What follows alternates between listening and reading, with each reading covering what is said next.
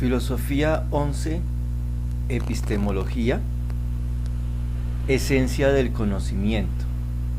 Primera parte, Fenomenología.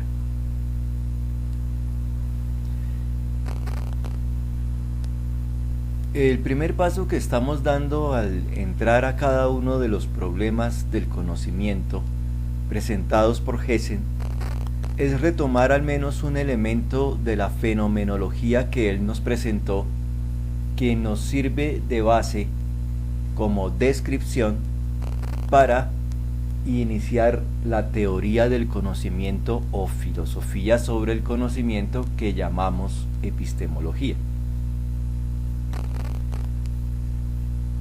Así como en el problema del origen del conocimiento se tuvo en cuenta las características del sujeto cognoscente, un sujeto a la vez material e inmaterial, material y espiritual, y por tanto su conocimiento también de tipo material y espiritual, entiéndase inmaterial, dando origen a dos fuentes del conocimiento, una por su naturaleza material, sería la experiencia a través de los sentidos, y otra por su naturaleza espiritual inmaterial, la otra fuente sería entonces la razón.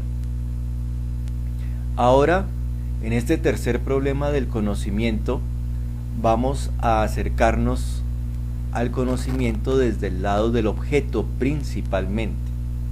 Y para eso vamos a retomar un aspecto mencionado en la fenomenología. Dice así: al determinar al sujeto, el objeto se muestra independiente de él, trascendente a él. Esto lo dice porque ha descrito el conocimiento como desde el sujeto, que el sujeto sale y trae del objeto sus características para conformar su imagen. Y al cambiar el sujeto, que antes no tenía esa imagen y ahora sí la tiene, se dice que el determinado o el cambiado es el sujeto. Eso es lo que significa esta primera frase. Al determinar al sujeto, el objeto se muestra independientemente de él, trascendente a él, separado, independiente. Todo conocimiento menta un objeto, tiende hacia él, que es independiente de la conciencia cognoscente. El objeto es independiente del sujeto. Es otra forma de decir lo mismo. El carácter de trascendentes es propio, por ende, a todos los objetos del conocimiento. Pues ya se vio la relación entre los dos, el objeto siempre será diferente al sujeto. Entonces, por eso todos son trascendentes. Dividimos los objetos en reales e ideales. Y aquí empezamos ya a entrar a la descripción fenomenológica que nos va a dar pie al problema. Llamamos real, objeto real, a todo lo que nos es dado en la experiencia externa o interna o se infiere de ella. Es decir, experiencia que captamos a través de los sentidos del mundo exterior al sujeto, diferente al sujeto, esa es la experiencia externa, o la experiencia interna es lo que el sujeto capta de sí mismo. Y aquí no necesariamente es una experiencia a través de los sentidos. Y también se llama real a lo que se infiere de cualquier tipo de estas dos experiencias. Vamos al segundo tipo de los objetos. Los objetos ideales, aquí suena la palabra idea. Los objetos ideales se presentan por el contrario como irreales. Ahora, no es en el sentido común de la palabra, es en el sentido filosófico, como meramente pensados. Eso es lo que significa irreal, lo que es únicamente pensado, y equivale a ideal. Objetos ideales son, por ejemplo, los sujetos de la matemática, los números y las figuras geométricas. Y nos explica, pues bien, lo singular es que también estos objetos ideales o irreales o simplemente pensados poseen un ser en sí, una existencia en sí, es decir, independiente del sujeto, o trascendencia. Trascendencia en sentido epistemológico, están más allá del sujeto, son independientes al sujeto, también estos objetos ideales. Las leyes de los números, las relaciones que existen por ejemplo entre los lados y los ángulos de un triángulo, son independientes de nuestro pensamiento subjetivo. Pensemos o no pensemos, allá están esas relaciones, allá están esas leyes. Incluso podríamos llegar a decir, que será un problema de discusión, si no hubiese hombre que pensara en esas realidades ideales,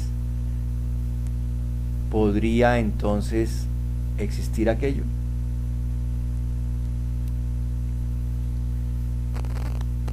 Repito el ejemplo. Las leyes de los números, las relaciones que existen, por ejemplo, entre los lados y los ángulos de un triángulo, son independientes de nuestro pensamiento subjetivo en el mismo sentido en que lo son los objetos reales, los de la experiencia externa o interna. A pesar de su irrealidad, es decir, que son solamente pensados, es decir, que son ideales, le hacen frente al sujeto como algo en sí determinado y autónomo. Se presentan con la misma autonomía los objetos reales y los objetos ideales.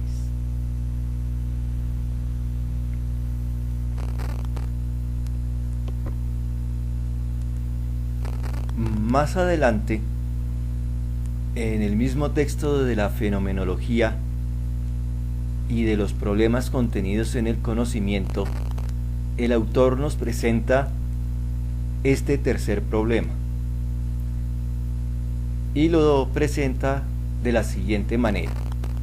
Llegamos al verdadero problema central de la teoría del conocimiento o epistemología cuando fijamos la vista en la relación del sujeto y el objeto. En la relación.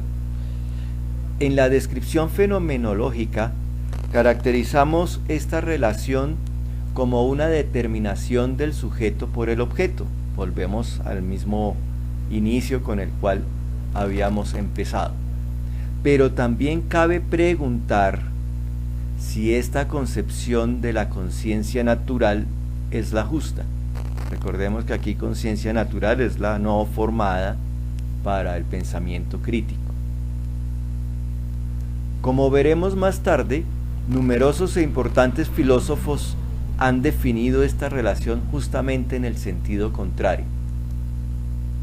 Según ellos, aquí nos va a decir cómo es el sentido contrario, la verdadera situación de hecho es justamente la inversa. No es el objeto el que determina al sujeto, el sujeto el que cambia, sino que el sujeto determina al objeto, cambiaría el objeto. La conciencia cognoscente no se conduce receptivamente frente a su objeto, sino activa y espontáneamente. Entonces se puede preguntar, ¿cuál de las dos interpretaciones del fenómeno del conocimiento es la justa? ¿La que el objeto determina al sujeto o la de que el sujeto determina al objeto? O en palabras de conciencia natural, el que cambia es el sujeto, el que cambia es el objeto. Podemos designar brevemente este problema como la cuestión de la esencia del conocimiento humano. Esencia es la naturaleza, lo fundamental. De tal manera que, como inicia este párrafo, llegamos al problema central de la teoría del conocimiento.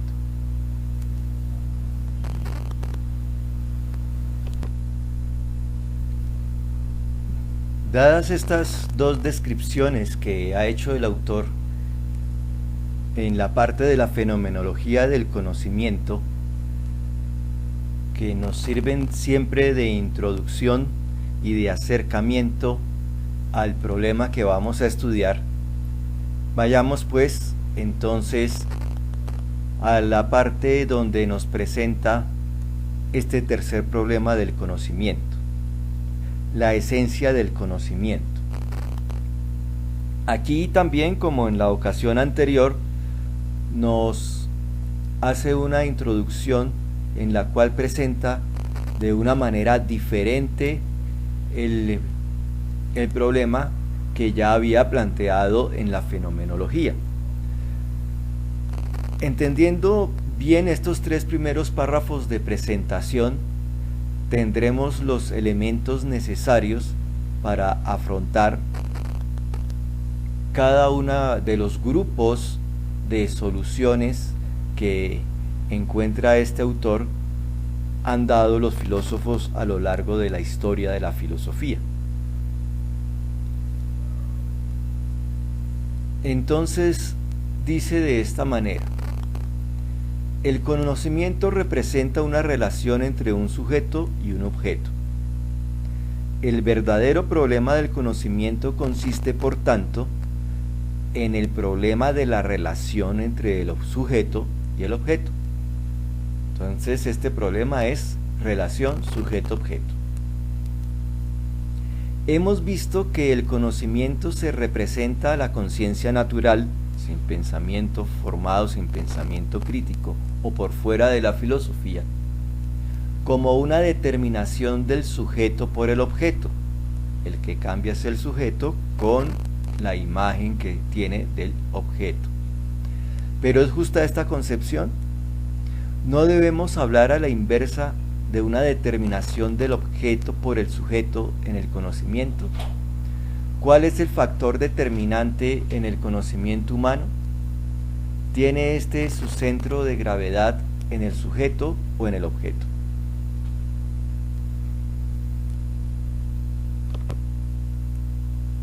Aquí vale la pena retomar otro elemento de la fenomenología, cuando allí se contrapone la noción de conocimiento a la noción de acción.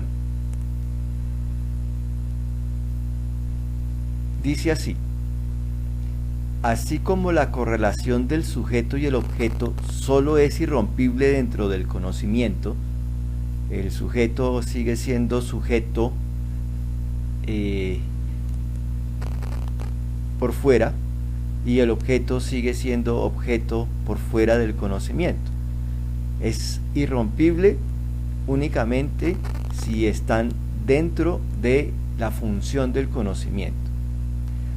Así también solo es irreversible como relación de conocimiento, es decir, el sujeto es el que conoce y el objeto es el conocido. El objeto, como cosa, no va a conocer al sujeto. Por eso es irreversible. En sí es muy posible una inversión, la cual tiene lugar efectivamente en la acción. Entonces la acción es lo inverso al conocimiento. En la acción no determina el objeto al sujeto. No es el sujeto el que cambia por la imagen del objeto, sino el objeto al objeto, sino el que determina es el objeto al objeto. En la acción el que cambia es el objeto.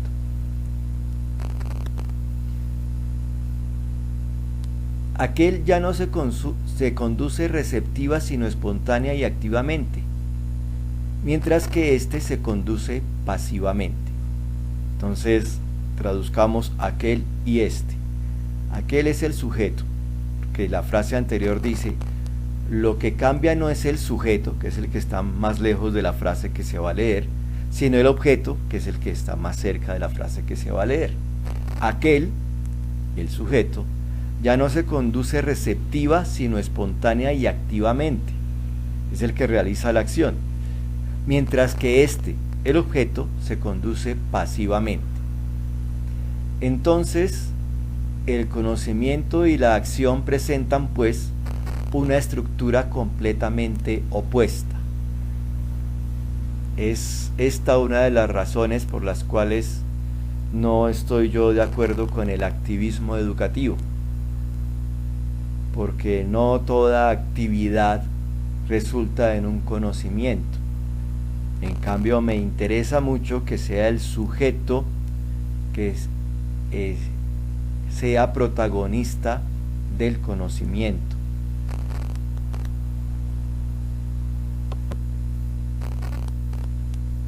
Volvamos pues al texto donde se nos presenta ya el problema. Decíamos en el párrafo anterior, no debemos hablar a la inversa de una determinación del objeto por el sujeto en el conocimiento. ¿Cuál es el factor determinante en el conocimiento humano? ¿Tiene este su centro de gravedad en el sujeto o en el objeto?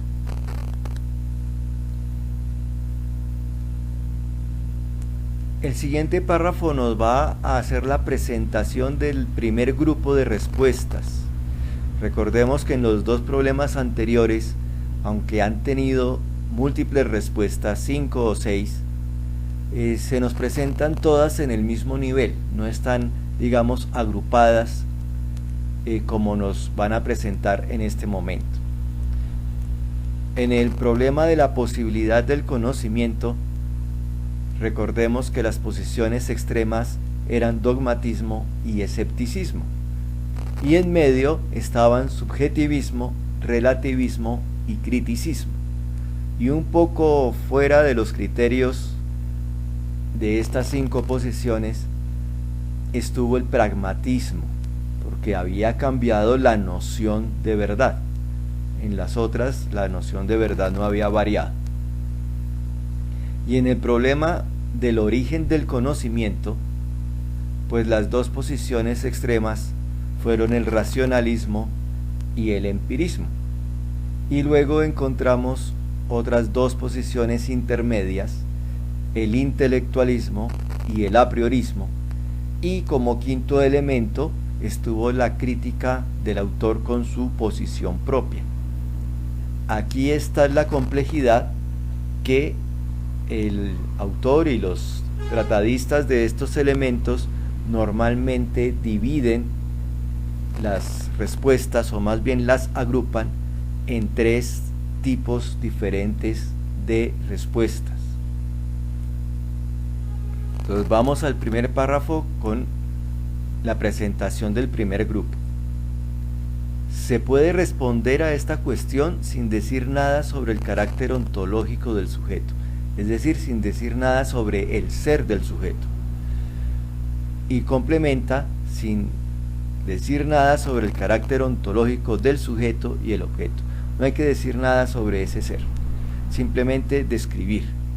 En este caso, nos encontramos en una solución pre-metafísica. Recordemos, pre es antes de, meta es más allá, y física diríamos que es la parte natural o material de la realidad. Entonces, si nos están diciendo metafísica, sería más allá de la materialidad y estaríamos refiriéndonos a lo inmaterial. Aquí utilizan este término pre-metafísica para decirnos antes de lo inmaterial de la realidad, es decir, afirmando la materialidad de la realidad, afirmando por tanto la materialidad del sujeto y la materialidad del objeto. Continuamos. Esta solución puede resultar tanto favorable al objeto como al sujeto. En el primer caso, favorable al objeto, se tiene el objetivismo. En el segundo caso, favorable al sujeto, se tiene el subjetivismo. Atención a la frase final del párrafo. Bien entendido que esta última expresión significa algo totalmente distinto que hasta aquí, porque ya habíamos tenido en el problema de la posibilidad del conocimiento un tipo de respuestas que se llamaban subjetivistas o subjetivismo. Entonces tenemos que estar alertas, atentos para diferenciar. Entonces ya tenemos en qué consisten las soluciones premetafísicas. Pasemos al siguiente párrafo. Allí nos van a presentar el segundo grupo de respuestas. Si se hace intervenir en la cuestión, en el problema, el carácter ontológico del objeto, fíjense que anteriormente nos decían sin decir nada de la ontología del sujeto y del objeto. Aquí sí se va a caracterizar el objeto, no el sujeto. Es posible una doble decisión y nos las presentan de manera exclusivista, excluyente, o se admite que todos los objetos poseen un ser ideal, es decir, solo mental. Esta es la tesis del idealismo. Los objetos poseen un ser ideal, todos los objetos. Y viene la segunda exclusión. O se afirma que además de los objetos ideales, hay objetos reales, o sea, dos clases de objetos, independientes del pensamiento, tanto los ideales como los reales por fuera del pensamiento. No pensemos los ideales como que están en nuestro pensamiento, sino fuera de él. Esta última tesis es la tesis del realismo. Entonces ya nos presentaron los dos extremos, idealismo, realismo. Dentro de estas dos concepciones fundamentales son posibles, a su vez, distintas posiciones. Entonces ya tenemos el segundo grupo, que es el que en el texto va a estar clasificado como metafísico. El primero fue pre-metafísico y este metafísico precisamente por asegurar la independencia de los objetos ideales por fuera del pensamiento. Tercer párrafo con el cual se presenta entonces este problema. Finalmente, se puede resolver el problema del sujeto y el objeto remontándose al último principio de las cosas, al arjé, con el que habíamos iniciado la cosmología, a lo absoluto, es decir, el ser absoluto, en sus diferentes formas de entenderlo, y definiendo desde él la relación del pensamiento y el ser. Entonces no vamos a tomar en cuenta este sujeto que conoce y este objeto que es conocido, sino que vamos a ir hasta el ser absoluto y en él vamos a ver la relación que hay entre pensamiento y ser, posiblemente en él, y pensamiento y ser en el sujeto y en el objeto. En este caso se tiene una solución teológica del problema. Y aquí pues no es la teología como ciencia, sino más bien que tiene una razón de ser para involucrar la realidad del ser absoluto entendido como Dios. No siempre el ser absoluto se entiende como Dios. Esta solución puede darse tanto en un sentido monista, una sola realidad, y panteísta, pues toda la realidad sería Dios, porque es solo una la realidad, como en un sentido dualista, en que existen dos realidades, una de las cuales sería ese ser absoluto y otra el resto de los seres, y teísta, es decir, reconociendo ese ser absoluto como un Dios.